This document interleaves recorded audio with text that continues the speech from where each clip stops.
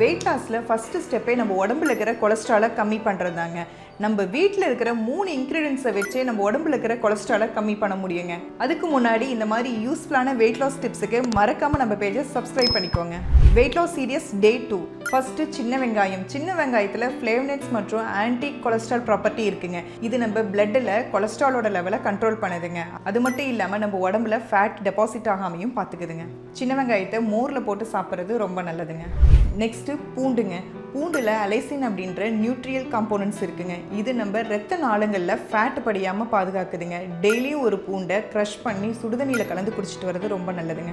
Third one பட்டை. இதில் இருக்கிற வேதிப்பொருள் நம்மளோட எல்டிஎல் கொலஸ்ட்ராலை குறைக்க ரொம்ப சப்போர்ட்டிவாக இருக்குங்க. ஒரு 6 டேபிள் ஸ்பூன் பட்டை பொடி எடுத்து அதை சுடுதண்ணிலையோ இல்லை லெமன் வாட்டர்லையோ மிக்ஸ் பண்ணி டெய்லியும் குடிச்சிட்டு வர்றது ரொம்ப நல்லதுங்க.